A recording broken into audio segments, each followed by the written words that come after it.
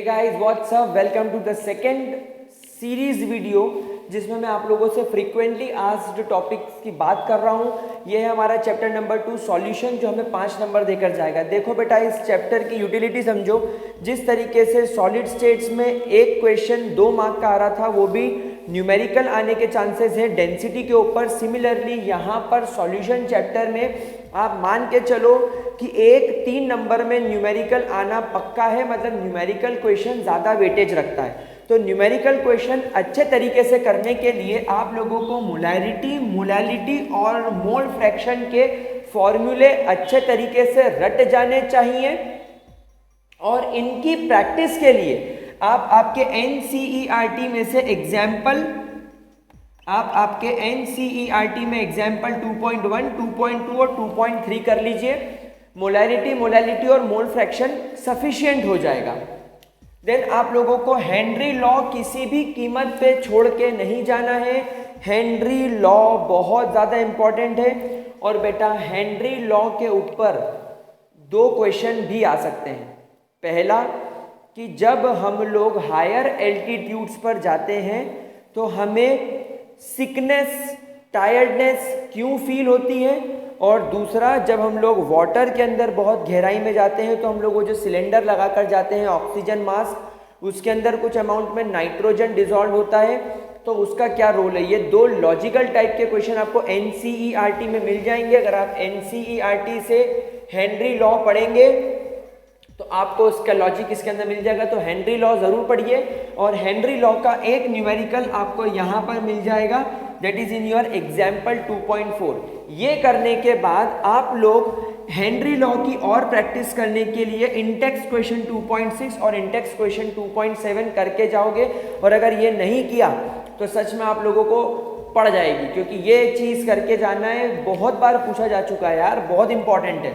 अजियोट्रॉपी पढ़नी है तो पढ़ो, टाइम हो तो पढ़ो, नहीं तो रहने दो, कोई दिक्कत नहीं है। राउल्स लॉ पक्का पढ़ना है।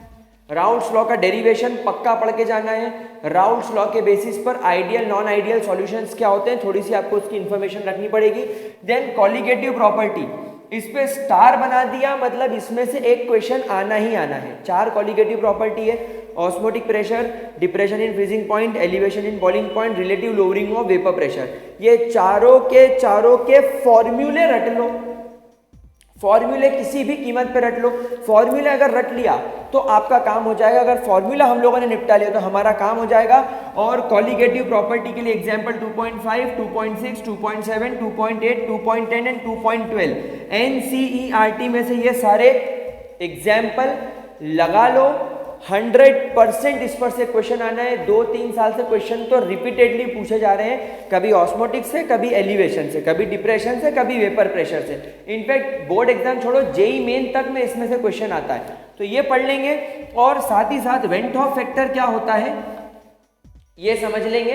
वेंट ऑफ फैक्टर थोड़ा सा इंपॉर्टेंट है, क्योंकि कॉलिगेटिव प्रॉपर्टी को वेंट ऑफ फैक्टर अफेक्ट करता है। उसके अलावा फाइनली प्रिपरेशन के लिए आप आपके एक्सरसाइज में से 2.18, 2.20, 2.40 और 2.41 वाला क्वेश्चन सॉल्व करेंगे। इनके सॉल्यूशन नेट पर कहीं पर भी अवेलेबल मिल जाएंगे, कोई दिक्कत नहीं आप लोगों को। तो सॉल्यूशन चैप्टर में से अगर इतने टॉपिक आप लोगों ने कर लिए तो मान के चलो 5 नंबर वाला आप बड़े आराम से अटेम्प्ट कर सकते हो। जिनकी प्रिपरेशन नहीं हुई है और जिनको NCERT खोल के नींद आती है, वो सिर्फ ये टॉपिक्स मार्क कर लो और फटाफट कंप्लीट कर चलो। आधे घंटे में सॉल्यूशन खत्म हो जाएगा।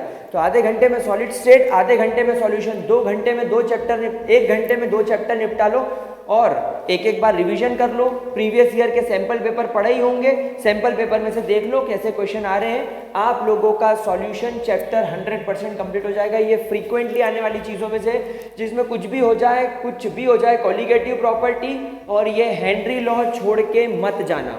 सो गाइज, ये था इस वीडियो को बनाने का मेरा एजेंडा, कि आप लोगों को मैं बता सकूं कि सॉल्यूशन चैप्टर में से कौन कौन से फ्रीक्वेंटली आस्क्ड टॉपिक होते हैं।